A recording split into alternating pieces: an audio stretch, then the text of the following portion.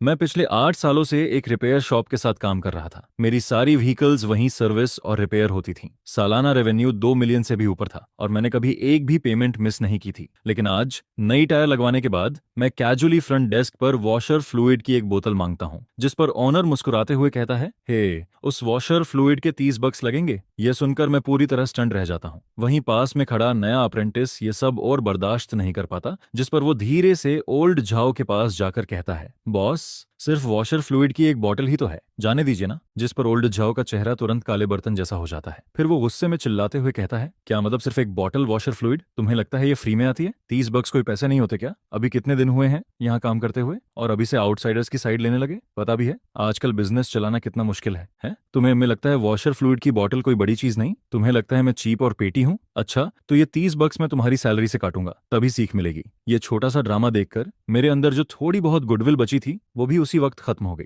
जिस पर मैं अपनी पॉकेट से $100 बिल निकालकर ओल्ड जाओ के सामने पटक देता हूँ और कहता हूँ, लो, बाकी अपने पास रखो। यह सुनते ही ओल्ड जाओ की बकवास अचानक रुक जाती है। फिर वो बिजली की स्पीड से पैसे उठा लेता है और कहता है, वाओ बॉस सू, आप तो बड़े जनरस निकले, लेकिन एक 100 बक्स में मैं सिर्फ 3 बॉटल वॉशर फ्लूइड ही दे सकता हूँ। अफसोस, मेरे पास चेंज नहीं है। जिस पर मैं सीधा कहता हूँ, रख लो। इसके बाद अगले दिन ऑफिस पहुंचते ही मैं फ्लीट मैनेजर को अपने कमरे में बुलाता हूँ और कहता हूँ, नोटिस जारी कर दो, आज से कंपनी की कोई भी व्हीकल ओल्ड झाओ की रिपेयर शॉप में मेंटेनेंस या रिपेयर के लिए नहीं जाएगी। सबके लिए नई जगह ढूंढो। यह सुनकर वो हैरानी से कहता है, बॉस सू, को ये हम ओल्ड जाओ की शॉप पूरी तरह छोड़ने के थे? उसका शॉक्ड होना भी जायज था, क्योंकि पिछले 8 सालों से वही शॉप कंपनी का डिजाइनेटेड सर्विस सेंटर बनी हुई थी। जिस पर मैं चाय की एक सिप लेते हुए कहता हूँ, हाँ, नोटिस जारी करो, कंपनी ग्रुप में भी डाल दो। फिर शुरुआत में तो सब शांत रहता है, लेकिन आधा दिन भी नहीं गुजरता और पूरी कंपनी के ड्राइवर्स लिटरली पागल हो जाते हैं। जिस पर उसी दोपहर मैं फ्लीट ब्रेक रूम के पास से गुजर रहा होता हूँ, जहां अंदर सभी ड्राइवर्स एक्साइटेड होकर बातें कर रहे होते हैं। अरे सच में, फाइनली अब ओल्ड झाओ की बकवास नहीं झेलनी पड़ेगी। नोटिस रिटर्न में आया है, तुम्हें लगता है फेक है? हाँ हाँ हाँ हाँ हाँ हाँ।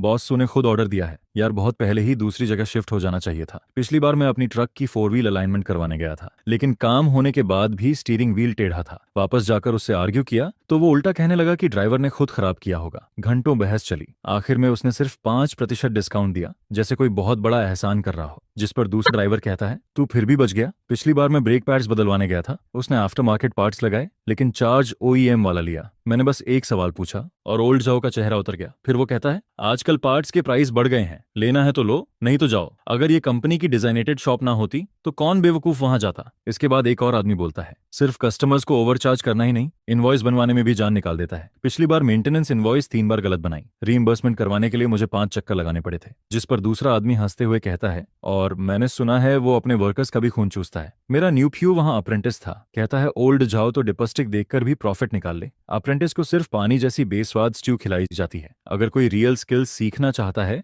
तो पहले उसकी चमचागिरी करनी पड़ती है, और ईयर एंड बोनस जितना डिले कर सके करता रहता है। जहां मौका मिले पैसे काट लेता है। फिर दूसरा आदमी सिर हिलाते हुए कहता है, पहले लगता था वो एक ऑनेस्ट ओल्ड मैकेनिक है, लेकिन अब तो बस उसके अपकस की खट्टर पटर सुनाई देती है। बिजनेस बड़ा होता गया और उसका दिल छोटा। इसके बाद एक ड्राइवर कहता है, पिछली बार मैं अपनी पर्सनल कार लेकर गया था सिर्फ बल्ब बदलवाने, लेकिन उसने ऐसा एटीट्यूड दिखाया जैसे ये काम उसके लेवल से नीचे हो। मुझे 2 घंटे वेट करवाया। जिस पर दूसरा आदमी जवाब देता है, हाँ, वही पुरानी कहानी। इस बार बॉस ने बिल्कुल सही किया। मैं तो कब से चाहता था कोई इस चीज को कॉल आउट करे। लगता है बॉस भी आखिर तंग आ गए। जरूर ओल्ड झाओ ने लाइन क्रॉस कर दी होगी। फिर कोई और कहता है, नई शॉप ढूंढना अच्छा आइडिया है। अगली बार ऐसी जगह ढूंढिए जहां स्किल्स भी हों और प्राइसेस भी फेयर हों। धीरे धीरे वहां की गॉसिप शांत होने लगती है और मैं ब्रेक रूम के बाहर खड़ा सब सुनता रहता हूँ। उन बिखरी हुई कंप्लेंट्स और गंदी सच्चाइयों को सुनकर ऐसा लग रहा था जैसे कोई पजल जुड़ रहा हो और उसके अंदर से उस रिपेयर शॉप की सड़ी हुई रियलिटी बाहर निकल रही हो। वो चालाकी और लालच उस जगह की हड्डियों तक फैल चुका था, बिल्कुल कैंसर की तरह। सिर्फ कंपनी जैसे बड़े क्लाइंट्स को नहीं, बल्कि वॉक इन कस्टमर्स को भी बेवकूफ बनाया जा रहा था। यहाँ तक कि अपने अप्रेंटिस तक का खून निचोड़ा जा रहा था। और सबसे बड़ी बात,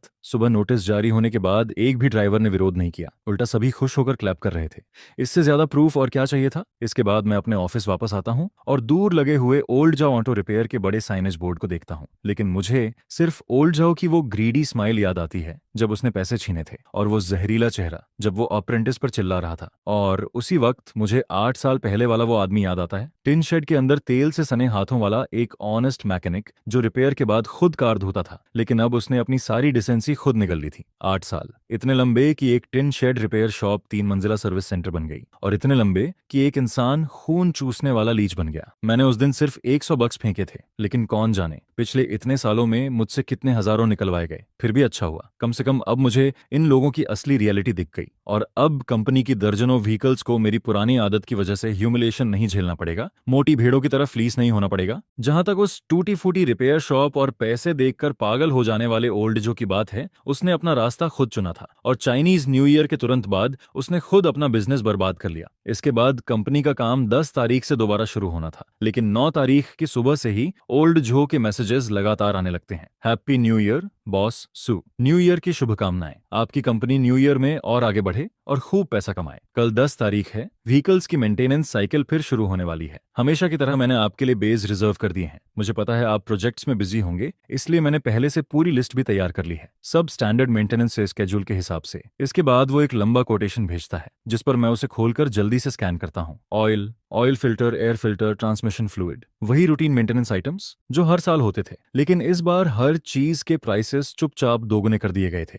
फिर मैं सीधे नीचे स्क्रॉल करके रिप्लाई करता हूँ, प्राइस बहुत ज्यादा है, 20% डिस्काउंट दे सकते हो। मेरा मैसेज भेजते ही ओल्ड जाओ तुरंत कॉल कर देता है और कहता है, अरे बॉस सू, आपको ये प्राइस ज्यादा लग रही है? मेरी कैलकुलेटर तो हिसाब लगाते लगाते धुआं छोड़ने वाली थी। मैंने आपको बिल्कुल बॉटम कॉस्टिंग प्राइसिंग दी है, एक एक्स्ट्रा सेंट तक नहीं जोड़ा। आपको अंदाजा नहीं है इस साल बिजनेस एनवायरनमेंट कितना ब्रूटल है। ऑनियल प्राइसेस बढ़ गए हैं, पार्ट्स महंगे हो गए हैं, टायर के प्राइसेस रोज बदलते हैं, सप्लायर्स हर दिन लॉसेस की रोना रोते हैं। फिर वो लंबी सांस लेकर कहता है, और लेबर का हाल तो मत पूछिए, आजकल अच्छा मैकेनिक ढूंढना हेवन चढ़ने जैसा मुश्किल हो गया है। जिसके पास थोड़ा बहुत स्किल है वो आते ही 10 ग्रैंड या 8 ग्रैंड सैलरी मांगता है, ऊपर से मील्स और हाउसिंग अलग, और 5 दिन का वर्क वीक चाहिए। एक पैसा कम नहीं, नहीं तो काम ही नहीं करेगा। मैकेनिक हायर नहीं कर रहे, जैसे भगवान बिठा रहे हो। जिस पर वो आखिर में दुखी बनने की एक्टिंग करते हुए कहता है, बॉस सू, मेरी ये दुकान बाहर से बड़ी दिखती है, लेकिन अंदर से सब दिखावा है। रोज सुबह उठते ही 10,000 का रेंट सामने खड़ा रहता है। इक्विपमेंट डिप्रिसिएशन ने सांस लेना मुश्किल कर दिया है। आपको ये प्राइस देकर तो मैं प्रैक्टिकली अपना दिल निकाल कर दे रहा हूँ। 20% डिस्काउंट?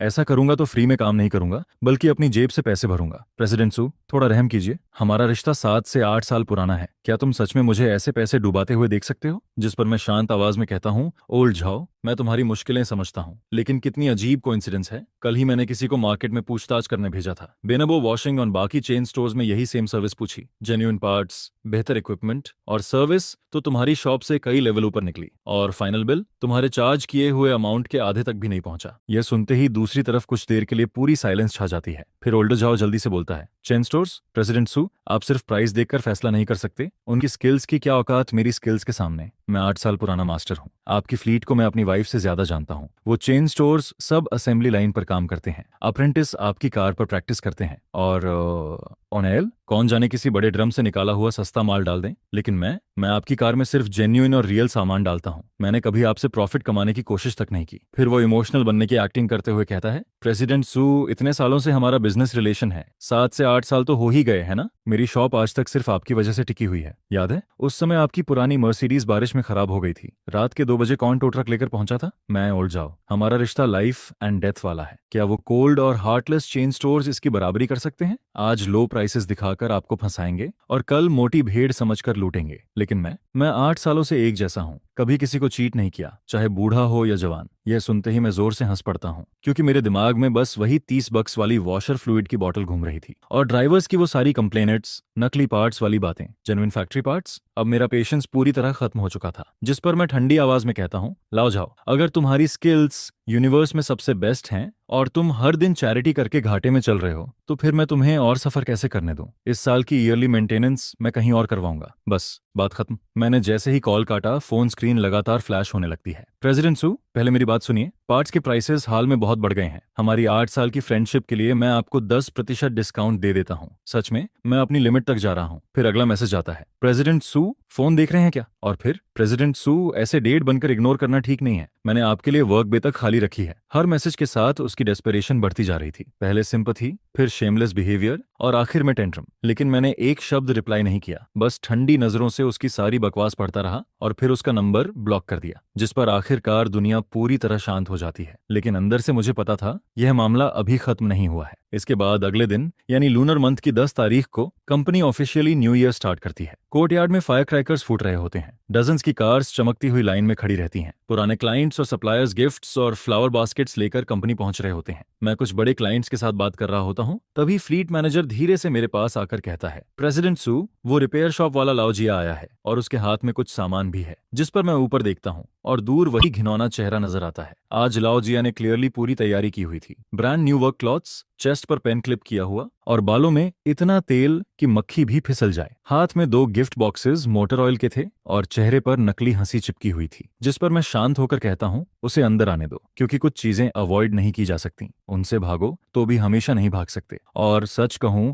मुझे भागना भी नहीं था। जैसे ही ओल्ड जिया कोर्टयार्ड में एंटर करता है, आंख में एक है, उसकी आंखें रडार की तरह पूरे एरिया को स्कैन करने लगती हैं। फिर जैसे ही उसकी नजर मुझ पर टिकती है, उसके चेहरे पर इंस्टेंटली चमचागिरी वाली स्माइल आ जाती है और फिर वो मोटर ऑयल लेकर जल्दी जल्दी मेरी तरफ आता है। बॉस, सुन, न्यू ईयर मुबारक, व्हील्स घूमते रहें और पैसा बरसता रहे। ये छोटा सा गिफ्ट है, फुल सिंथेटिक मोटर ऑयल, इतना बढ़िया सामान कि खुद भी यूज नहीं करता। विश करता हूं आपकी कंपनी इस साल और तेजी से आगे बढ़े। जिस पर मैं हल्की मुस्कान के साथ कहता हूं, थैंक्स ओल्ड जियाओ, इतनी तकलीफ करने की जरूरत नहीं थी। वो तुरंत हाथ हिलाते हुए कहता है, अरे नहीं नहीं, बस छोटा सा फेवर है। लेकिन उसकी आंखें लगातार मुझ पर और मेरे पास खड़े बड़े क्लाइंट्स पर टिकी हुई थीं। फिर वो ऑकवर्ड हंसी के साथ कहता है, बॉसू, आज वेदर कितना अच्छा है, कोर्टयार्ड भी बड़ा शानदार लग रहा है। वैसे मेंटेनेंस वाली बात के बारे में मैंने पूरी रात सोचा। आखिर में यही लगा कि हमारी इतनी स्ट्रांग फ्रेंडशिप को छोटी सी बात खराब नहीं कर सकती। मैंने अभी भी आपके लिए सारे वर्क बेस खाली रखे हैं। बेस्ट मैकेनिक सिर्फ आपकी फ्लीट के लिए असाइन किया है। मैं दांत भींच कर 15% डिस्काउंट दे देता हूँ। इससे नीचे सच में नहीं जा सकता।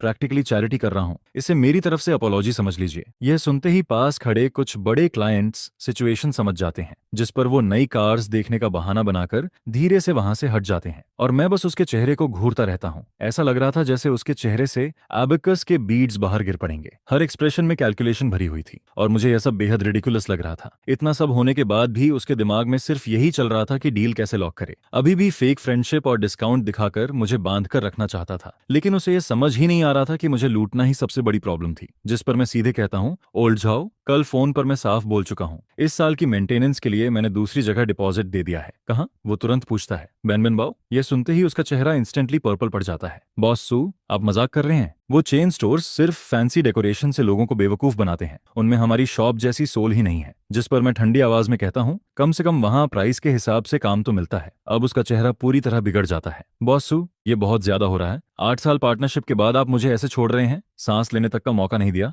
मैंने पूरा दिन आपके लिए बेखाली रखी। मेरे मैकेनिक्स ने दूसरे जॉब्स मना कर दिए। उस पूरे दिन का नुकसान कौन भरेगा? जिस पर मैं बिना इमोशन के कहता हूँ, वो तुम्हारी प्रॉब्लम है। मैंने कभी नहीं कहा था कि मेरे लिए बेखाली रखो। सिर्फ मेरा बिजनेस पकड़ने के लिए तुम खुद ओवर कॉन्फिडेंट बने रहे। बेसिक रूल्स तक नहीं पता तुम्हें? ये सुनते ही उसकी आंखें लगभग बाहर निकल आती हैं। उसे उम्मीद नहीं थी कि मैं इतने सीधे तरीके से जवाब दूंगा। धीरे धीरे आसपास लोग जमा होने लगते हैं। एम्प्लॉयज, कस्टमर्स, सभी काम रोककर हमारी तरफ देखने लगते हैं। ओल्ड जाओ इधर उधर देखता है और समझ जाता है कि अब वो सेंटर ऑफ अटेंशन बन चुका है। उसके चेहरे की चर्बी तक गुस्से से कांपने लगती है। सालों से लोगों की चापलूसी सुन सुनकर जो एरोगेंस उसके अंदर भर गया था और पब्लिक में इंसल्ट होने की ह्यूमिलेशन, दोनों मिलकर उसके दिमाग की आखिरी तार तोड़ देते हैं। फिर वो जोर से चिल्लाता है, हे सू, मैंने तुम्हें रिस्पेक्ट दी थी या नहीं? 8 साल मैंने तुम्हें गोल्डन गूस की तरह ट्रीट किया। सबसे बढ़िया ऑयल तुम्हारी कार्स के लिए बचाकर रखा। तुम्हारी व्हीकल्स को हमेशा पहले सर्विस दी। मेरी शॉप ना होती तो तुम्हारा कबाड़ कब का खराब हो चुका होता। अब कंपनी बड़ी हो गई तो तुम्हारा एटीट्यूड भी आसमान पर पहुंच गया। अब जाकर उन चेन स्टोर्स के जूते चाटोगे? तुम एहसान फरामोश हो, अनग्रेटफुल बैस्टर्ड। जेब में 2 पैसे क्या आ गए, खुद को बहुत बड़ा समझने लगे। जिस पर मैं ठंडी नजरों से उसे देखते हुए कहता हूँ, ओल्ड जाओ और अपनी जुबान संभालो। लेकिन वो और जोर से चिल्लाता है, जुबान संभालूं? अभी साफ साफ बोलता हूँ, तुम्हारी उस पूरी फ्लीट की मेंटेनेंस मेरी शॉप में ही होगी। मैंने पूरा दिन वर्क बे खाली रखी। मेरा मैकेनिक पूरा दिन खाली बैठा रहा। उसका नुकसान तुम्हें भरना पड़ेगा, नहीं तो आज तुम्हारी ओपनिंग सेरेमनी बर्बाद कर दूंगा। यह सुनते ही पूरा कोर्टयार्ड केओस में बदल जाता है। एम्प्लॉय शॉक्ड होकर एक दूसरे को देखने लगते हैं। कस्टमर्स के चेहरे पर नफरत साफ दिखने लगती है। सिक्योरिटी गार्ड्स तुरंत गेट से दौड़ते हुए अंदर आते हैं। लेकिन अब ओल्ड जाओ पूरी तरह कंट्रोल खो चुका था। जिस पर मैं आखिरकार शांत आवाज में कहता हूँ, चलो अब सब क्लियर कर ही लेते हैं। सबसे पहली बात, तुम ये मत सोचो कि तुमने मुझ पर कोई बड़ा फेवर किया। मैं तुम्हारी शॉप सिर्फ इसलिए आता था क्योंकि वो पास में थी। कन्वीनियंट थी। फिर मैं उसकी आंखों में देखते हुए कहता हूँ, इन 8 सालों में मैं तुम्हारी शॉप में 2 मिलियन से ज्यादा खर्च कर चुका हूँ, हर महीने कैश पेमेंट की। ये सिर्फ ट्रांजैक्शन था, काम के बदले पैसे, किसी ने किसी पर एहसान नहीं किया। और दूसरी बात, तुम कहते हो बेस्ट वर्क बे हमेशा मेरे लिए रिजर्व रखते थे। पिछले साल गर्मियों के बीच में मेरी फ्लीट की एक व्हीकल ब्रेकडाउन हो गई थी। मुझे उस समय अर्जेंट रिपेयर चाहिए थी। मैंने तुमसे कहा था कि एक बे खाली कर दो, लेकिन तुमने क्या कहा कि वो किसी लग्जरी कार क्लाइंट के लिए पहले से बुकेड है। जिस पर मैं ठंडी नजरों से ओल्ड जॉ को देखते हुए कहता हूँ, और फिर तुमने मुझे शॉप के बाहर धूप में खड़ा रहने दिया। आखिर में मुझे अपने मैनेजर से 3 रश जॉब्स का एक्स्ट्रा पैसा ऐड करवाना पड़ा, तभी जाकर तुमने मजबूरी में आधी बेगा खाली की, और इसे तुम हमेशा मेरे लिए रिजर्व रखना कहते हो। यह सुनते ही आसपास खड़े कई पुराने ड्राइवर्स जोर जोर से सिर हिलाने लगते हैं। जाहिर था उन्हें भी वह इंसिडेंट याद था। फिर मैं आगे कहता हूँ, तीसरी बात, तुम कहते हो सबसे एक्सपेंसिव ऑयल हमेशा मेरी कार्स के लिए रखते थे। सिर्फ पिछले महीने की बात है, मेरी बिजनेस वैन सर्विस के बाद इंजन नॉइस करने लगी। जब ऑयल रिसीट चेक की तो लॉट नंबर्स ही गलत निकले। बाद में तुम्हारे ही एक अप्रेंटिस ने चुपके से बताया कि उस दिन वेयर हाउस में जेन्युइन ऑयल खत्म था और तुमने उसकी जगह कोई सस्ता जेनेरिक ऑयल डाल दिया था। जिस पर मैं उसकी आंखों में घूरते हुए कहता हूँ, तुम्हें सच में लगता है कि मैं वो सब भूल गया हूँ? यह सुनकर कई ड्राइवर्स के चेहरे इंस्टेंटली बदल जाते हैं, क्योंकि उन्हें भी अब सारी बातें याद आने लगी थीं। फिर मैं क्राउड की तरफ देखते हुए कहता हूँ, और जहां तक उस चेन शॉप की बात है, कम से कम वहां हर चीज का क्लियर प्राइस लिखा होता है। विंडशील्ड वॉशर फ्लूइड फ्री दी जाती है। वहां कोई कस्टमर पर अपना नुकसान नहीं निकालता, और ना ही 30 बक्स की वॉशर फ्लूइड बॉटल के लिए सबके सामने अपने अप्रेंटिस की बेइज्जती करता है। ऊपर से 8 साल पुराने क्लाइंट को इंसल्ट करता है। मेरी बात खत्म होते ही ओल्ड झाओ का चेहरा रंग बदलने लगता है, पहले लाल, फिर सफेद, और आखिर में राख जैसा ग्रे। फिर वो हकलाते हुए बोलता है, तुम बकवास कर रहे हो, मैंने कभी प्राइसेस बढ़ाकर चार्ज नहीं किए। वो वॉशर फ्लूइड इंपोर्टेड कंसंट्रेट से बनती है, उसकी कॉस्ट ही 20 बक्स से ज्यादा है। लेकिन उसकी आवाज में कॉन्फिडेंस नाम की चीज नहीं बची थी। खुद उसे भी पता था कि वो चीप फ्लूइड की असली कीमत क्या थी। जिस पर मैं सीधा कहता हूँ, और आफ्टर मार्केट ब्रेक पैड्स को OEM बताकर बेचना, 4 व्हील अलाइनमेंट खराब करके ब्लेम कस्टमर्स पर डालना, इनवॉइस बनाते वक्त ऐसा बिहेव करना जैसे जान निकल रही हो, वॉक इन कस्टमर्स को इग्नोर करना, अप्रेंटिसेस के मील्स और ईयर एंड बोनस तक काट लेना। ओल्ड जाओ, क्या मैं तुम्हारी शॉप की सारी गंदगी यहीं सबके सामने खोल दूं? मेरी नजरें क्राउड में खड़े ड्राइवर्स पर घूमती हैं। कुछ लोग चुपचाप नीचे देखने लगते हैं, लेकिन ज्यादातर चेहरों पर वही एक्सप्रेशन था, जैसे सालों का दबा हुआ गुस्सा आखिर बाहर निकल आया हो। फिर मैं ठंडी आवाज में कहता हूँ, तुम्हारी ये घटिया गराज आज तक सिर्फ इसलिए चल रही थी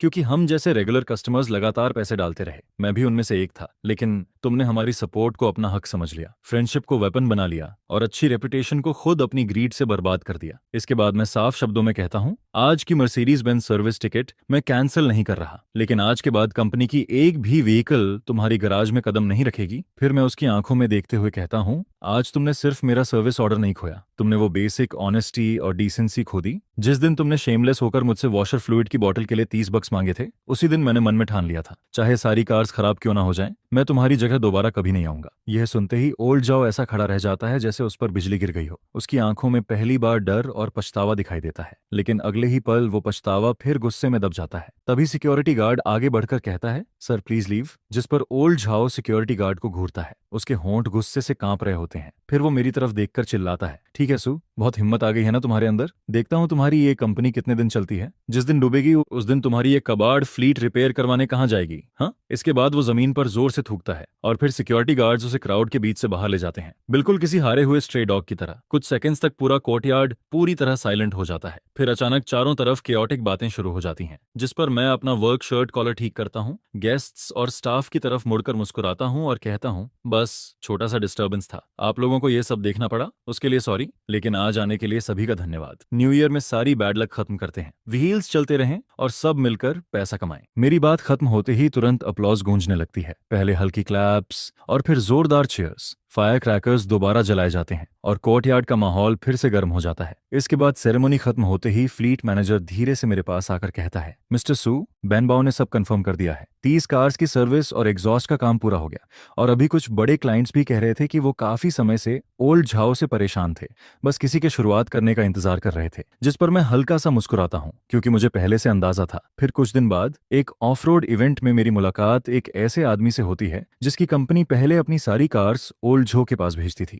थोड़ी बातचीत के बाद वो हंसते हुए मेरे करीब आता है और कहता है, मिस्टर सू, आपने उस टाइटवॉट ओल्ड झो से रिश्ता तोड़कर बहुत स्मार्ट मूव किया। वो आदमी दिन ब दिन और घटिया होता जा रहा था। फिर वो आगे कहता है, पिछले महीने मेरी वाइफ अपनी BMW लेकर वहां गई थी टायर पैच करवाने, लेकिन उसने बोला टायर पूरी तरह खराब है और पूरा रिप्लेस करना पड़ेगा। 3800 बक्स ले लिए। बाद में दूसरी जगह चेक करवाया तो सिर्फ छोटा सा पिनहोल लीक निकला। 50 बक्स में पैच हो गया, बिल्कुल नया जैसा। जिस पर वो हंसते हुए कहता है, मैं तो बहुत पहले ही वहां जाना छोड़ना चाहता था, लेकिन बस ओल्ड रिलेशनशिप की वजह से खींचता जा रहा था। आपने अच्छा एग्जाम्पल सेट किया। अब लगता है बाकी पुराने कस्टमर्स भी स्विच करेंगे। इसके बाद एक और हफ्ता गुजर जाता है। फिर फाइनेंस डिपार्टमेंट का लाउझाओ लेजर लेकर मेरे ऑफिस आता है और कैजुअली कहता है, मिस्टर सू, ये तो बड़ा फनी हुआ। इस महीने फ्लीट के सारे ड्राइवर्स खुद नई गराज ढूंढ लाए। कोई मर्सिडीज स्पेशलिस्ट है, कोई BMW स्पेशलिस्ट और कोई इंपोर्टेड कार्स का एक्सपर्ट। सभी फीडबैक दे रहे हैं कि काम सॉलिड है, प्राइसेस फेयर हैं और सर्विस टॉप नॉट। लगता है वो लोग पहले से ही ओल्ड झाओ की शॉप से परेशान थे। जिस पर मैं सिर्फ मुस्कुरा देता हूँ, कुछ नहीं कहता, क्योंकि टाइम सबसे क्रूअल चीज होती है और सबसे सच्चा मिरर भी।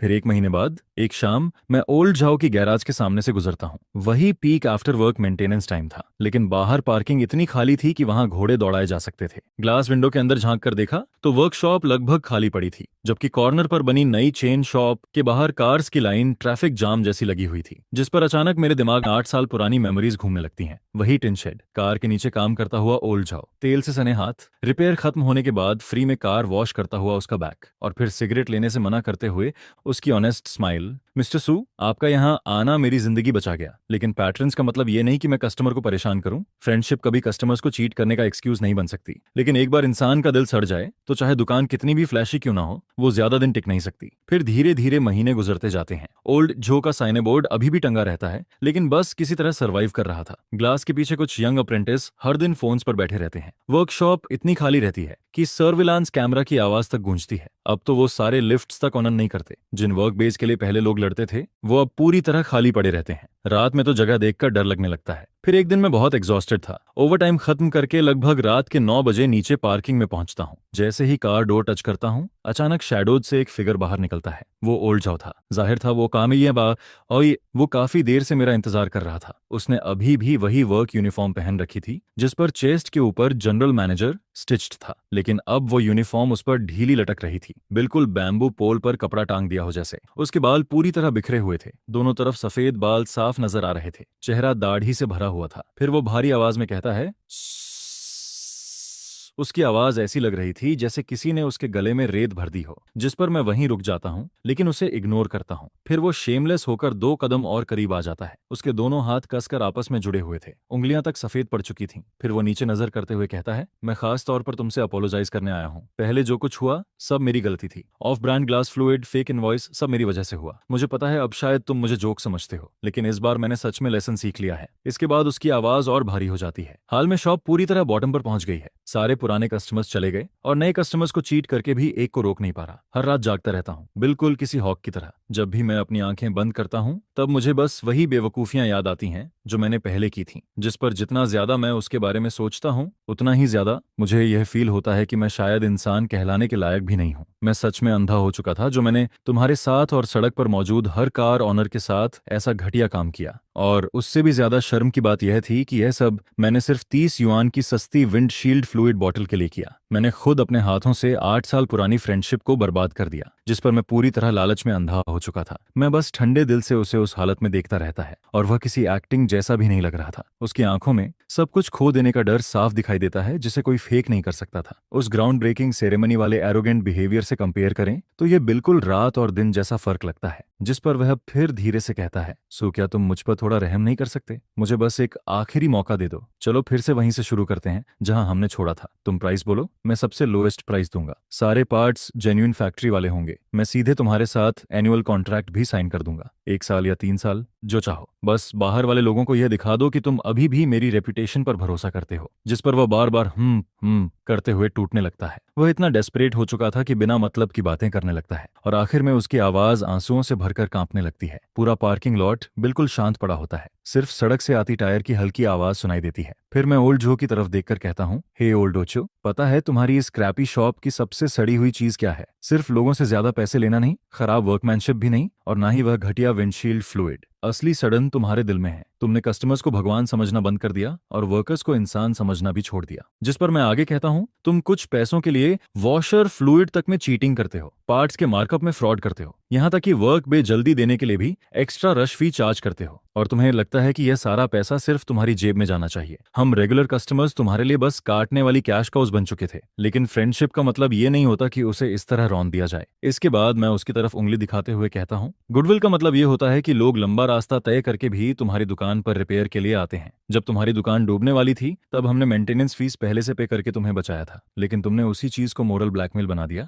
लोगों को सिर्फ पैसे निकालने वाली मशीन समझने लगे। जिस पर मैं वर्कर्स की तरफ इशारा करते हुए कहता हूँ, तुम अपने अप्रेंटिसेस के साथ भी उतने ही क्रूअल रहे। उनके खाने तक में कटौती करते हो, उनकी वेजेस रोकते हो, छोटी छोटी गलतियों पर सबके सामने इंसल्ट करते हो। तुम्हें लगता है कि सिर्फ इसलिए क्योंकि तुम उन्हें पैसे देते हो तो तुम उन्हें कुत्तों की तरह ट्रीट कर सकते हो, लेकिन उनमें से कोई भी आयरन का नहीं बना। यहाँ मिट्टी की तरह कुचले जाने के बाद उनसे अच्छे स्किल्स या अच्छी एटीट्यूड की उम्मीद कैसे कर सकते हो? फिर मैं चारों तरफ दुकान को देखते हुए कहता हूँ, इस रिपेयर शॉप में बॉस से लेकर मैकेनिक्स तक हर कोई पेटी स्किमिंग और फ्रस्ट्रेशन से भरा पड़ा है। आखिर कौन यहाँ पैसे देकर दुख झेलने आएगा? जिस पर मैं उसकी आंखों में देखकर कहता हूँ, आज रात तुम यहाँ रोते हुए आए हो क्योंकि ये बस तुम्हारी बैंकअप तेसी का काउंटडाउन चल रहा है। तुम पूरी तरह पैनिक हो चुके हो, है ना? लेकिन अगर तुम्हारी दुकान अभी भी संभाव चल रही होती तो क्या तुम सच में मानते कि लोगों को ठगना गलत है? बिल्कुल नहीं, तुम कभी नहीं मानते। यह सुनकर वह अचानक अपना सिर ऊपर उठाता है। उसका चेहरा आंसुओं से पूरी तरह बिगड़ चुका होता है। उसकी वह हमेशा चालाकी करने वाली ट्रायंगल आईज अब बिल्कुल बुझ चुकी होती हैं। उनमें सिर्फ खालीपन, पछतावा और कहीं भागने की जगह ना बचने वाली डिस्पेयर दिखाई देती है। जिस पर वह कांपती आवाज में कहता है, मिस्टर सू, मैं सच में बदल सकता हूँ। लेकिन उसकी आवाज इतनी कमजोर हो चुकी थी कि हल्की हवा भी उसे उड़ा सकती थी। फिर मैं उसकी तरफ देखकर कहता हूँ, तो जाओ और बदलो, लेकिन मुझे बहाना मत बनाओ और ये मत सोचो कि इस डायलॉग से तुम मेरी पूरी फ्लीट को बांध लोगे। अपने लिए बदलो, थोड़ा अच्छा कर्म कमाने के लिए बदलो, अपनी दुकान में बचे उन अनलकी अप्रेंटिसेस के लिए बदलो जो अभी तक भागे नहीं, और उन फ्यूचर कस्टमर्स के लिए बदलो जो अंधे बनकर तुम्हारी दुकान में कदम रखेंगे। इसके बाद मैं धीरे से कहता हूँ, किसी रिपेयर शॉप का सर्वाइव करना सिर्फ इस बात पर डिपेंड करता है कि उसके बॉस का दिल सोने का है या पत्थर का। जब दिल अंदर से सड़ जाता है तब रेप्यूटेशन भी खत्म हो जाती है। अगर तुम्हारे अंदर एक पल की भी कॉन्शियस बची होती तो सड़क किनारे की छोटी दुकान पर भी लोग लाइन लगाकर आते। हर वक्त मोटर ऑयल से आखिरी पैसा निचोड़ने की सोच बंद करो। मैं अब अपनी सांस वेस्ट नहीं करूंगा। यह कहकर मैं वहां से निकल जाता हूँ। रियर व्यू मिरर में वह वहीं जमे हुए दिखाई देता है और धीरे धीरे एक छोटे पैथेटिक ब्लैक डॉट में बदलता जाता है। इसके बाद 2 हफ्ते गुजर जाते हैं। फिर एक दिन मैं ओल्ड जाओ की रिपेयर शॉप के पास से गुजरता हूँ, जिस पर मैं देखता हूँ कि वह फ्लैशी गोल्ड साइन आखिरकार हट चुका था। कुछ वर्कर्स अंदर नया इक्विपमेंट ला रहे होते हैं और दुकान के ऊपर एक बड़ा लाल टूहू कार केयर साइन लगा हुआ होता है। वह 3 स्टोरी ऑटो सेंटर, जो खुद को बहुत बड़ा समझता था, अब पूरी तरह चेन स्टोर को बेच दिया गया था। ओपनिंग डे पर मैं वहां से गुजरते हुए कार वॉश के लिए अंदर चला जाता हूँ, जिस पर नई मैनेजर करीब 40 साल की चबी लेडी होती है जो हमेशा मुस्कुराती रहती है। वह ओल्ड स्कूल लोकल वुमन थी जिसे अपना काम अच्छी तरह आता है। वह लाइटनिंग स्पीड से कार वॉश करती है और अंदर बाहर इतनी पॉलिश करती है कि पूरी कार चमकने लगती है। मेंबरशिप कार्ड के साथ सिर्फ $19.99 लगते हैं। यहाँ तक कि विंडशील्ड वॉशर फ्लूइड भी फ्री में डाल देती है। कार वॉश का इंतजार करते हुए मैं उस प्लम्प लेडी से थोड़ी बात करता हूँ, जिस पर वह बताती है कि वह ओरिजिनल बॉस के सेम होम टाउन से है। उसने सुना था कि यह क्रैपी शॉप अब नहीं चल पाएगी और बिकने वाली है, इसलिए उसने किसी तरह पैसे जोड़कर चेन के साथ मिलकर इसे खरीद लिया। फिर वह धीरे से कहती है, असल में ओल्ड जाओ पहले इतना बुरा आदमी नहीं था। जब वह जवान था तब बहुत मेहनती और ईमानदार इंसान था, लेकिन जैसे ही उसने पैसे कमाने शुरू किए उसका दिमाग पूरी तरह बदल गया। उसके दिमाग में सिर्फ स्कीम्स चलती रहती थीं।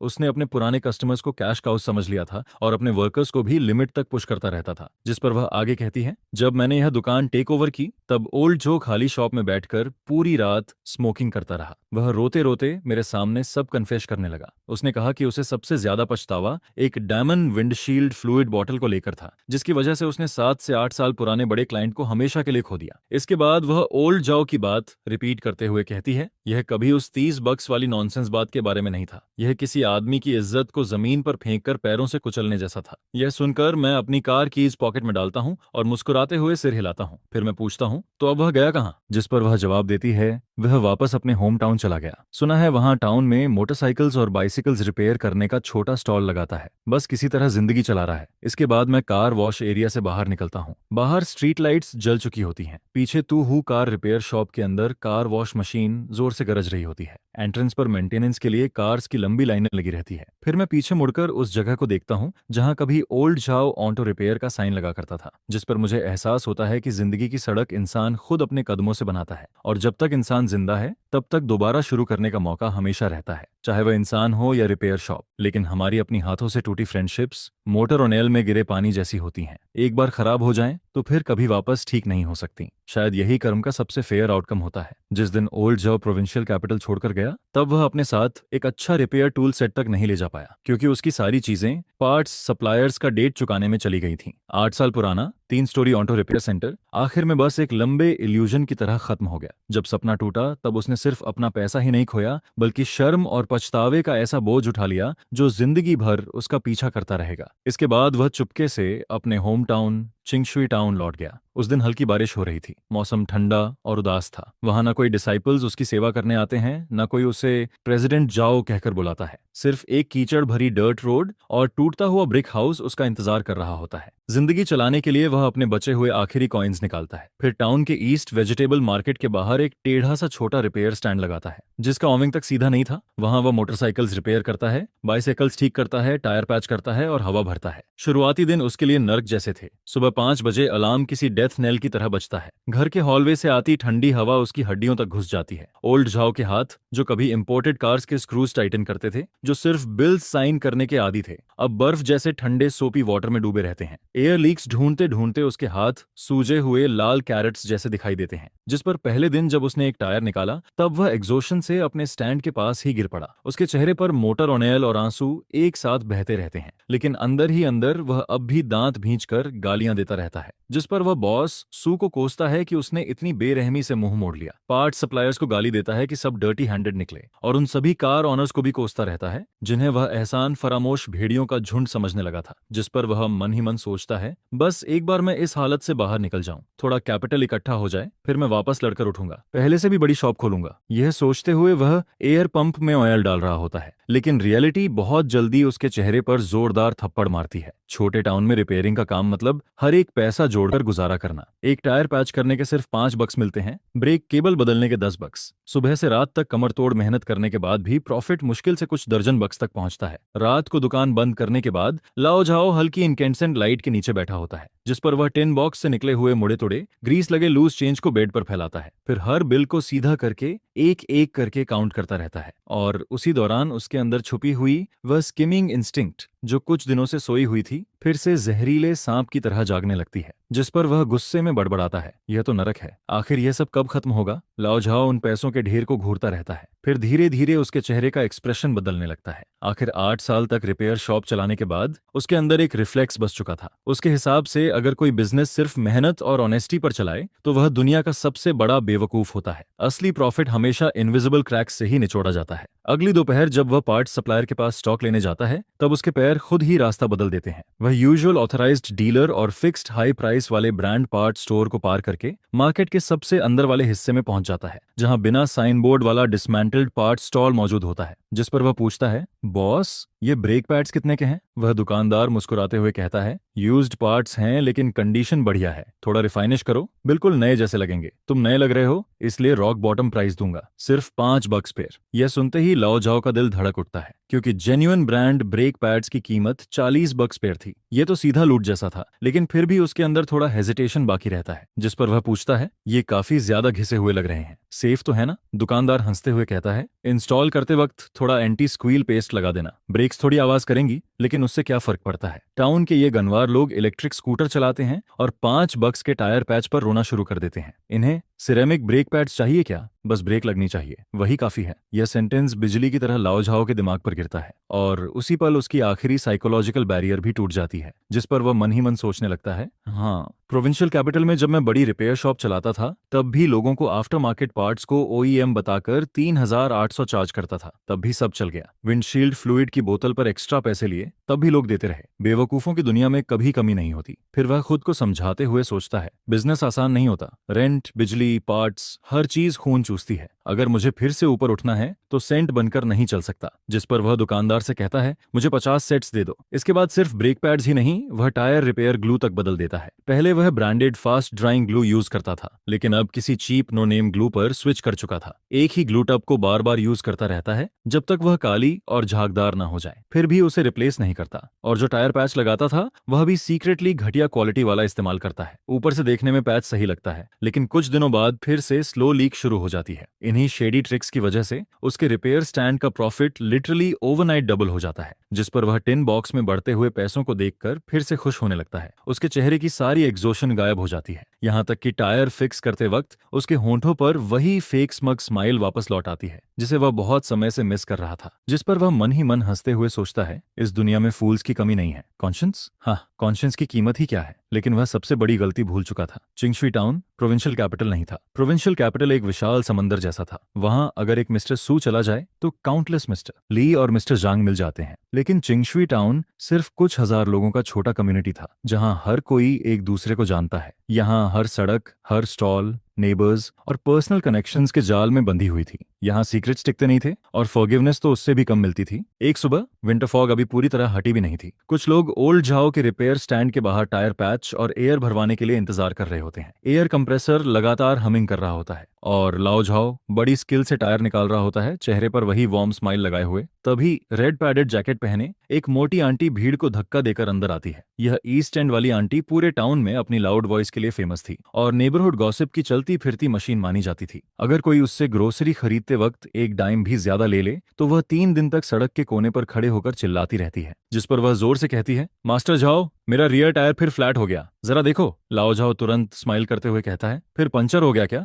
होल्ड ऑन आंटी, अभी चेक करता हूँ। वह जल्दी से रियर व्हील निकालकर पानी के बासन में डालता है, जिस पर बबल्स उठने लगते हैं और वही पुराने पैच के किनारे से हवा लीक होती दिखाई देती है। फिर लाओ झाओ कहता है, उसी जगह से लीक हो रहा है, मैं दोबारा पैच कर देता हूँ। लेकिन जैसे ही वह ग्लू लगाने जाता है, आंटी तुरंत व्हील पकड़ लेती है, जिस पर वह तेज आवाज में कहती है, होल्ड ऑन मास्टर झाओ, यही जगह तुमने पिछले महीने भी पैच की थी, फिर लीक कैसे हो गया? यह सुनकर लाओ झाओ का दिल धक से रह जाता है, लेकिन फिर भी वह जबरदस्ती स्माइल बनाकर कहता है, अरे आंटी, टायर पैच हमेशा हमेशा नहीं चलता, सड़क पर इतना ब्रोकन ग्लास पड़ा रहता है, दोबारा पंचर होना नॉर्मल है। लेकिन आंटी तुरंत चिल्लाकर कहती है, मैं यह बाइक सिर्फ ग्रोसरी खरीदने के लिए यूज करती हूँ, वह भी पेव्ड रोड्स पर, वहां ब्रोकन ग्लास कहाँ से आएगा? मुझे बेवकूफ समझ रखा है क्या? उसकी आवाज एकदम ऊंची हो जाती है, जिस पर आसपास रिपेयर का इंतजार कर रहे लोग भी पास आकर देखने लगते हैं। लाओ झाओ का चेहरा ऑकवर्ड हो जाता है। वह कोई एक्सक्यूज देने ही वाला था कि तभी डार्क फेसेड आदमी भीड़ चीरते हुए सामने आता है, जिस पर वह गुस्से में ब्रेक पैड जमीन पर फेंकते हुए कहता है, ऑल्ड जाओ, पहले ये देख, ये वही रियर ब्रेक पैड्स हैं जो तूने मेरे लिए लगाए थे, खुद देख इनकी हालत। वह ब्रेक पैड इतना घिस चुका होता है कि सिर्फ मेटल बैकिंग प्लेट बची होती है। उसका फ्रिक्शन मटेरियल अजीब डार्क ब्लैक रंग का होता है, उंगली से स्क्रैप करते ही पाउडर बनकर टूटने लगता है। फिर वह आदमी गुस्से में चिल्लाता है, आज रास्ते में मेरी ब्रेक्स फेल हो गईं,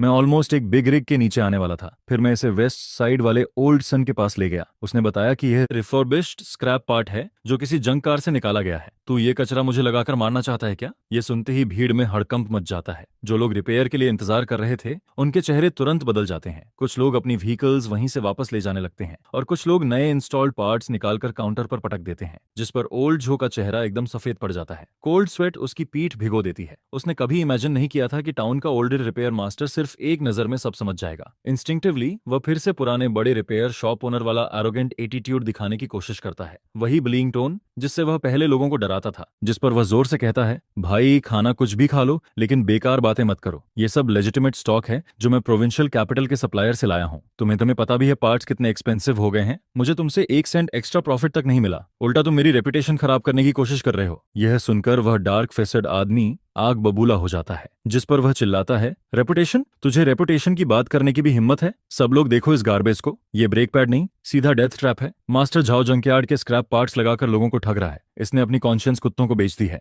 फिर भीड़ में से कोई और चिल्लाता है, सुना है प्रोविंशियल कैपिटल में भी यह लोगों को इतना चीट करता था कि इसे वहां से भगा दिया गया था। जिस पर ओल्ड झाओ गुस्से में चीखता है, तुम सब बकवास कर रहे हो। लेकिन तभी सामने वाला आदमी सीधा पंच मार देता है, जिस पर ओल्ड झाओ पीछे लड़खड़ाता है और पीछे रखा सोपी वाटर बेसिन पलट जाता है। वह सीधे मडी वाटर में गिर पड़ता है और बेहद पैथेटिक दिखाई देता है। फिर भीड़ गुस्से में चिल्लाने लगती है, heartless swindler, dangerous refurbished parts लगाकर लोगों की जान खतरे में डालता है और ऊपर से लड़ाई भी करेगा। जिस पर कोई और जोर से बोलता है, अब समझ आया पिछली बार यहाँ पैच करवाने के सिर्फ 3 दिन बाद मेरा टायर फ्लैट क्यों हो गया था। शैमलेस बैस्टर्ड। इसका चेहरा देखकर ही पता चल जाता है कि यह आदमी शुरू से ही घटिया था। इसे इस मार्केट से बाहर निकालो, यहाँ लोगों को बेवकूफ बनाना बंद करो। जिस पर पूरी भीड़ गुस्से से उबलने लगती है। किसी को पता भी नहीं चलता कि पहला पंच किसने मारा। तभी कोई ओल्ड जो के पार्ट्स वाले बिन को पलट देता है, जिस पर ओल्ड जो घबराकर चिल्लाता है, मत तोड़ो मत तोड़ो, मेरा सामान मत तोड़ो। लेकिन एंग्री क्राउड अब रुकने वाला नहीं था। तभी एक जोरदार बैंग की आवाज आती है। उसके बगल वाला एयर कंप्रेसर किसी ने किक मारकर गिरा दिया। प्लग सॉकेट से खींचकर बाहर निकाल दिया जाता है और चिंगारियों की बारिश हवा में उड़ने लगती है। फिर कोई जमीन पर पड़ा चीप ब्रेक पैड उठाता है और ओल्ड झाओ के कार्डबोर्ड साइन पर दे मारता है, जिस पर वह बीच से टूटकर मडी वाटर में गिर जाता है और फिर कोई उस पर पैर रखकर उसे पूरी तरह कुचल देता है। ओल्ड झाओ वहीं जड़ बनकर खड़ा रह जाता है। उसके चारों तरफ सिर्फ गुस्से भरी चीखें और गालियां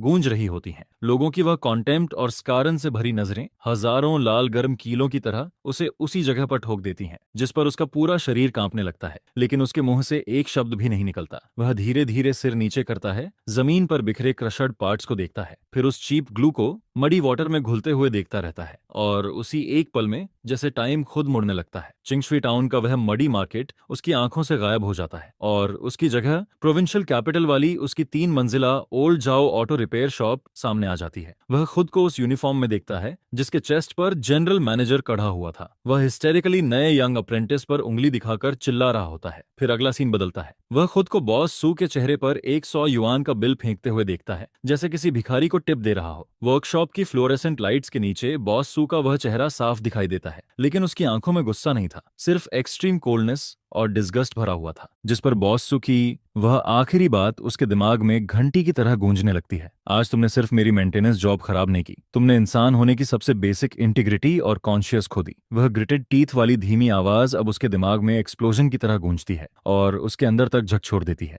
8 साल तक वह खुद को बहुत श्रूड बिजनेसमैन समझता रहा, हर इंसान को काटने वाली लीक की तरह यूज करता रहा। लेकिन आज उसकी खुद की केयरफुली प्लान्ड फेक पार्ट्स को इन गांव वालों ने बिना दया के कीचड़ में कुचल दिया था। और जब उसकी फेक रिस्पेक्ट की आखिरी परत भी सबके सामने फट गई, तब पहली बार उसे असली एहसास होता है। किसी फूल की तरह ट्रीट किए जाने का गुस्सा, खराब सर्विस के लिए पैसे देने की घिन और किसी इंसान या दुकान से हमेशा के लिए उम्मीद छोड़ देने वाली कंटेम्प्ट, जिस पर वह अंदर ही अंदर टूटते हुए सोचता है तो यह एहसास होता है। लेकिन वह न रोता है, न किसी से बहस करता है। वह बस जमीन पर पड़े ब्लैक ऑनेल स्टैंड को खाली आंखों से घूरता रहता है और आखिरकार उसे बॉस सू की आखिरी नजर का मतलब समझ आ जाता है। बॉस सू हार्टलेस नहीं था, बल्कि उसने खुद अपने हाथों से एक एक करके सारे ब्रिजेस जला दिए थे। वह कुछ पैसों को बहुत बड़ा मैटर समझता रहा, लेकिन इंसानियत के सबसे बेसिक प्रिंसिपल्स को उसने घास की तरह रौंद दिया। प्रोविंशियल कैपिटल में कुछ बक्स की विंडशील्ड फ्लूइड के लिए उसने साल के 2 मिलियन वाले बिजनेस को खो दिया और होम टाउन वापस आकर पार्ट्स पर कुछ बक्स बचाने के लिए उसने अपनी आखिरी सर्वाइवल चांस भी खत्म कर दी। A leopard can't change its spots. Old जो अंदर से उतना ही सड़ा हुआ इंसान था। कुछ देर बाद मार्केट मैनेजर वहां आता है। वह डिस्गस्ट से उसे फ्लोर के ऑयल स्टेन साफ करने को कहता है और ऊपर से एक फाइन भी थमा देता है। उस रात ओल्ड जो बुरी तरह बीमार पड़ जाता है। 103.6 डिग्री फीवर। पुराना घर चारों तरफ से हवा छोड़ रहा होता है। वह अकेला फटे हुए क्विल्ट में सिकुड़कर कांप रहा होता है, जिस पर वह बीमारी तूफान की तरह उसके ऊपर टूट पड़ती है, जैसे उसकी जिंदगी भर का ग्रीड, स्किमिंग, हाइपोक्रेसी और गिल्ट जलाकर खत्म करना चाहती हो। फिर उसे एक लंबा सपना आता है। सपने में ओल्ड झाओ अपनी 20s में होता है। उसके हाथ मोटर ऑयल से भरे हुए हैं। वह एक पुराने सांताना कार के नीचे घुसकर बोल्ट टाइटन कर रहा होता है। तभी शेड के बाहर बॉस सू अपनी पुरानी मर्सिडीज लेकर आता है। विंडो नीचे करके चिल्लाता है, हे बॉस, ये ठीक कर सकते हो? रास्ते में ब्रेकडाउन हो गई, जल्दी चाहिए। जिस पर यंग ओल्ड झाओ कार के नीचे से बाहर निकलता है। चेहरे का ऑयल पोंछता है। चेक करने के बाद सिंपल स्माइल के साथ कहता है, छोटी प्रॉब्लम है, फैन बेल्ट टूट गई, स्टॉक में नहीं है, मार्केट जाकर लानी पड़ेगी। बॉस थोड़ा पूछता है, दूर है क्या? मैं भी चलता हूँ। इसके बाद दोनों मार्केट जाते हैं। वापस आकर बेल्ट इंस्टॉल करते हैं। इंजन स्टार्ट होता है और ओल्ड झाओ कैजुअली पूरा इंजन बेसाफ करने लगता है, जिस पर बॉस सू उसे सिगरेट देता है, लेकिन वह हाथ हिलाकर मना कर देता है। फिर सिंपल स्माइल के साथ कहता है, नहीं बॉस, आप रिपेयर के लिए मेरे पास आते हो वही मेरे लिए काफी है, मैं आपकी सिगरेट कैसे ले सकता हूँ। यह सुनकर बॉस सू मुस्कुराता है, जिस पर वह कहता है, तुम्हारा काम सॉलिड है और तुम खुद भी सॉलिड आदमी हो, आगे कंपनी में नई कार्स आएंगी तो सारे रिपेयर्स यहीं करवाऊंगा। जिस पर यंग ओल्ड जो खुशी से जवाब देता है, थैंक्स बॉस, जब तक आप आते रहोगे मैं हमेशा बेस्ट पार्ट्स लगाऊंगा, अपनी पूरी मेहनत दूंगा। अचानक हॉस्पिटल बेड पर पड़ा ओल्ड जो अपनी आंखें खोल देता है। वह भारी सांसें लेते हुए हवा के लिए हाँफने लगता है और फिर उसके आंसू टूटे हुए बांध की तरह बहने लगते हैं। उसकी धंसी हुई आंखों से निकलकर ब्लैक पिलो केस को भिगो देते हैं, जिस पर वह कांपती आवाज में खुद से पूछता है, मैं खुद को इतना बड़ा बीस्ट कैसे बना बैठा। खाली कमरे में उसकी दबाई हुई हार्ट रेंचिंग सिसकियां गूंजने लगती हैं। वह उस ग्रीड के लिए रोता है जिसने उसकी आंखें बंद कर दी थीं, उन रिलेशनशिप्स के लिए रोता है जिन्हें उसने खुद अपने हाथों से तोड़ा और कभी वापस नहीं जोड़ पाया, और अपनी जिंदगी के उस एब्सर्ड और पैथिक फर्स्ट हाफ के लिए भी रोता है। यह फीवर उसके अंदर वाले एरोगेंट और निकेल एंड डिमिक बॉस झाओ को जला देता है, और पीछे सिर्फ एक ऐसा इंसान बचता है जिसकी आधी जिंदगी खत्म हो चुकी थी, लेकिन जिसे अब पहली बार असली दर्द फील हो रहा था। ओल्ड जो कि 3 दिन बाद उसका फीवर उतर जाता है। ओल्ड जो बेड से उठता है, उसका शरीर सूखे हुए लकड़ी के टुकड़े जैसा कमजोर हो चुका होता है, लेकिन वह ना भागता है ना फिर से उस शेडी स्क्रैपयार्ड वाले स्टॉल पर जाता है। सुबह 5 बजे पूरा क्योंगशू टाउन अभी भी शांत पड़ा होता है। ओल्ड झाओ अपना रिपेयर कार्ड धक्का देते हुए फ्रीजिंग हवा के खिलाफ चलते हुए टाउन के अकेले ब्रांडेड पार्ट्स डीलर के पास पहुंचता है, जिस पर वहां ओल्ड मैन सन रीडिंग ग्लासेस पहनकर शेल्व्स ठीक कर रहा होता है। वह ओल्ड झाओ को देखकर फ्रीज हो जाता है, फिर हल्की मॉकिंग स्माइल के साथ कहता है, अरे ये तो बॉस जाओ है, क्या बात है, आज फिर चीप यूज्ड पार्ट्स लेने आए हो। लेकिन ओल्ड जाओ कोई जवाब नहीं देता। वह अपने हाथ में कसकर पकड़ी प्लास्टिक बैग काउंटर पर रख देता है। ये वही पैसे थे जो उसने अपनी पुरानी एक्सपेंसिव मैकेनिकल वॉच बेचकर जुटाए थे। फिर वह धीरे से कहता है, मास्टर सन, मुझे 50 सेट्स जेन्युइन ब्रेक पैड्स चाहिए, सबसे बेस्ट वाले, और 20 जेन्युइन जिंगताई इनर ट्यूब्स भी। ये सुनकर ओल्ड सन सस्पिशियस नजरों से उसे घूरता रहता है, लेकिन हिलता तक नहीं। तभी ओल्ड झाओ सिर उठाकर उसकी आंखों में सीधा देखता है, जिस पर वह कहता है, मुझे पता है मैं पहले बैस्टर्ड था, लेकिन अब मैं बदलना चाहता हूँ। मास्टर सन, होलसेल प्राइस लगाओ, ना एक पेनी ज्यादा ना एक सेंट कम। उसकी आंखों का एक्सप्रेशन देखकर ओल्ड सन भी हैरान रह जाता है। वह धीरे से रीडिंग ग्लासेस उतारता है, फिर शेल्फ के सबसे पीछे से कुछ बॉक्सेस निकालता है। उन जेन्युइन पार्ट्स पर एंटी काउंटरफाइट कोड्स प्रिंटेड होते हैं। उस सुबह ओल्ड झाओ का रिपेयर स्टैंड फिर से लग जाता है। वर्क बेंच इतना साफ होता है कि उसमें रिफ्लेक्शन दिखाई देता है। सारे पार्ट्स ट्रांसपेरेंट स्टोरेज बंस में नीटली अरेंज्ड रहते हैं, क्लियर प्राइस टैग्स के साथ। लेकिन पहले दिन कोई कस्टमर नहीं आता। नेबर्स दूर से गुजरते हुए फुसफुसाते हैं और लंबा रास्ता लेकर निकल जाते हैं। फिर भी ओल्ड जाओ ना गुस्सा करता है ना दुखी होता है। रात होने पर वह पूरे दिन आइडल पड़े एयर पंप को बार बार साफ करता रहता है। दूसरे दिन भी शॉप खाली रहती है, फिर भी वह सुबह जल्दी स्टैंड लगाता है। जेन्युइन ब्रेक पैड्स को एक एक करके बाहर सजाता है। तीसरा दिन, चौथा दिन, फिर आधे महीने बाद एक सुबह आंट ली अपना पुराना इलेक्ट्रिक स्कूटर धक्का देते हुए उसके स्टैंड के सामने से गुजरती है। चेहरे पर कोल्ड एक्सप्रेशन होता है। दूर से जेन्युइन रबर की अलग स्मेल हवा में आती है, जिस पर एंटली रुक जाती है। उसकी नजर स्टैंड पर जाती है। वहां जेन्युइन ब्रेक पैड्स की पूरी लाइन रखी होती है, जिन पर एंटी काउंटरफाइट कोड्स लगे होते हैं। फिर वह neatly stacked genuine Jingtai inner tubes को भी देखती है। उसी समय ओल्ड जाओ अपने टूल्स अरेंज कर रहा होता है। जैसे ही वह आंटली को देखता है, वह अपने वर्क कवर्स पर हाथ पहुंचता है। फिर वह आंटली के स्कूटर का रियर व्हील निकालकर पानी के बेसिन में डालता है, पुराने लीकिंग पैच को ढूंढता है, उसे फाड़ कर निकाल देता है, फिर सरफेस को सैंड करता है, नया रबर सीमेंट लगाता है और जेन्युइन पैच चिपकाता है, जिस पर वह रोलर को पैच के ऊपर दर्जनों बार आगे पीछे चलाता है। फिर कॉन्फिडेंट आवाज में कहता है, आंटली, मैं गारंटी देता हूँ यह स्कूटर कबाड़ होने तक चलेगा और फिर लीक नहीं करेगा। यह कहकर वह पैच को हवा में हिलाता है, फिर जोर से कहता है, अगर फिर लीक हुआ तो मैं ओल्ड जाओ आज यही पूरा स्टैंड तोड़ दूंगा और हमेशा के लिए चिंगशू टाउन छोड़कर चला जाऊंगा। लेकिन एंटली कुछ नहीं बोलती। वह टायर को दबाकर चेक करती है। उसके चेहरे पर आधा डाउट और आधा भरोसा दिखाई देता है। फिर वह स्कूटर पर बैठती है और मार्केट के एंट्रेंस के आसपास एक राउंड लगाकर वापस आती है, जिस पर लौटते ही वह पॉकेट से 5 कॉइन्स निकालती है और काउंटर पर रख देती है। फिर कोल्ड आवाज में कहती है, फ्रंट ब्रेक भी एडजस्ट कर दो, थोड़ा लूज लग रहा है। ओल्ड जाओ उन 5 कॉइन्स को घूरता रह जाता है। उसकी आंखें अचानक भरने लगती हैं, जिस पर वह गहरी सांस लेता है और जबरदस्ती आंसू रोक देता है। फिर वह तुरंत रेंच उठाता है। उसके हाथ पहले से कहीं ज्यादा क्विक और निम्बल चलते हैं, जिस पर वह हल्की मुस्कान के साथ कहता है, मुझे हो जाएगा, बस 1 मिनट, अभी ठीक कर देता हूँ। इसके बाद दिन पानी की तरह गुजरने लगते हैं। किसी ने ओपनली उसे माफ करने का ड्रामा नहीं किया, लेकिन छोटे टाउन में लोगों की जुबान सबसे ऑनेस्ट चीज होती है। धीरे धीरे उसके रिपेयर स्टैंड के सामने फिर से लाइन लगनी शुरू हो जाती है। सबको पता चल जाता है कि लाओ झाओ के ब्रेक पैड्स अब सबसे बेस्ट जेन्युइन पार्ट्स होते हैं। ओल्ड झाओ के पैच्ड टायर फिल्टर्स पूरे साल लीक नहीं करते और वह ऑयल चेंज में अब कभी पानी नहीं मिलाता, जिस पर वह फिर से सुबह से रात तक लगातार काम करता रहता है।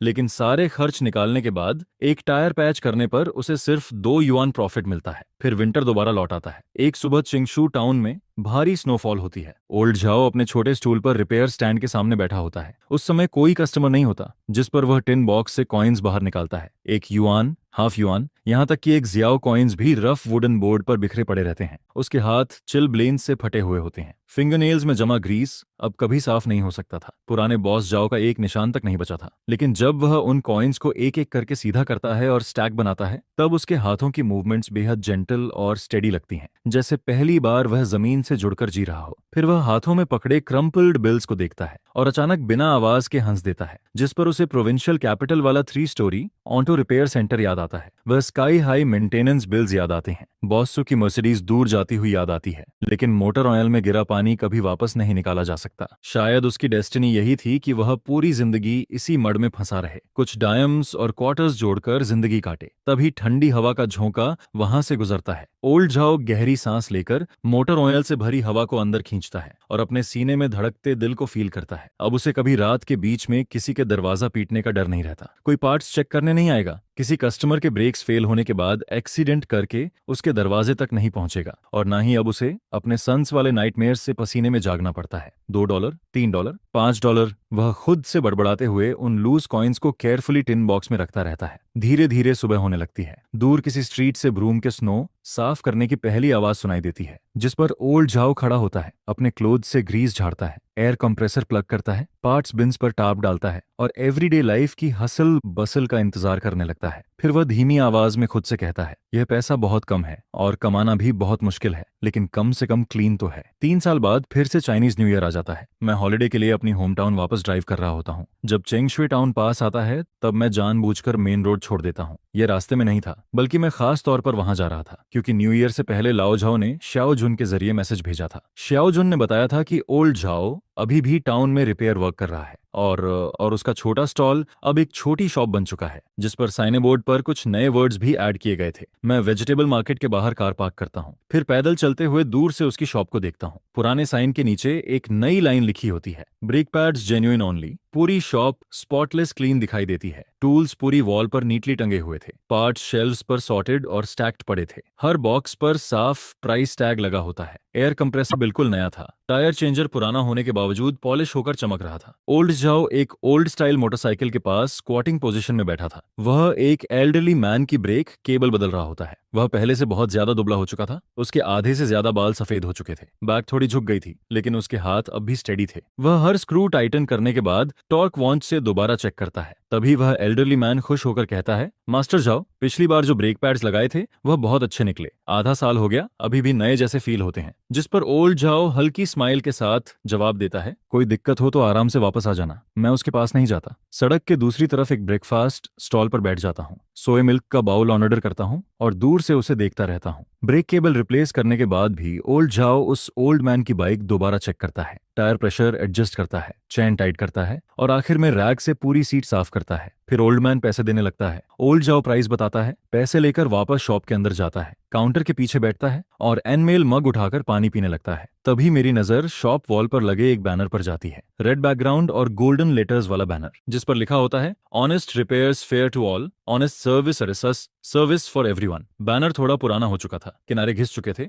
लेकिन उसे साफ करके रखा गया था। नीचे इंस्क्रिप्शन लिखा था, presented by the residents of Chingshui town. कोई स्पेसिफिक नाम नहीं था। मैं वहां करीब 15 मिनट बैठा रहता हूँ। सोए मिल्क खत्म करता हूँ, फिर उठकर जाने लगता हूँ। जब मैं शॉप के एंट्रेंस के पास से गुजरता हूँ, तब क्वाइटली वहां रखे कॉइन बॉक्स में 100 युआन डाल देता हूँ। करीब दर्जन भर कदम आगे बढ़ने के बाद पीछे से आवाज आती है, ए बॉस, आपने ज्यादा पैसे दे दिए। लेकिन मैं पीछे मुड़कर नहीं देखता, बस चलते चलते कहता हूँ, बाकी रख लो। मैं बिना पीछे देखे कॉर्नर टर्न करता हूँ और कार में बैठ जाता हूँ। रियर व्यू मिरर में लाओ झाओ शॉप एंट्रेंस पर खड़ा दिखाई देता है। उसके हाथ में वह 100 युआन बिल होता है और वह ब्लैंक एक्सप्रेशन के साथ मेरी कार की डायरेक्शन में देखता रहता है। शायद उसने मुझे पहचान लिया था और शायद नहीं भी, अब उससे कोई फर्क नहीं पड़ता। जब कार चिंगशू टाउन से बाहर निकलती है, तब रोड के दोनों तरफ दूर दूर तक विंटर व्हीट फील्ड्स फैले होते हैं। स्नो के नीचे दबे ग्रीन स्प्राउट्स दिखाई देते हैं, लेकिन जैसे ही यह विंटर खत्म होगा वे पागलों की तरह ग्रो करना शुरू कर देंगे। इंसान को जिंदगी में कम से कम एक बार जरूर बदलना चाहिए, चाहे थोड़ा लेट ही क्यों ना हो, चाहे मड से क्रॉल करके ही वापस उठना पड़े। फिर अचानक मुझे उस वुडन साइनेज बोर्ड के छोटे वर्ड्स याद आते हैं, brake pads, only genuine products sold. लेकिन ध्यान से देखने पर पता चलता है कि उसके पीछे एक और लाइन लिखी हुई थी, उससे भी छोटी, ग्रीस पेन से टेढ़े मेढ़े तरीके से लिखी गई, जैसे बाद में जल्दी में ऐड की गई हो, old man Zhou's ill dust soon changed it.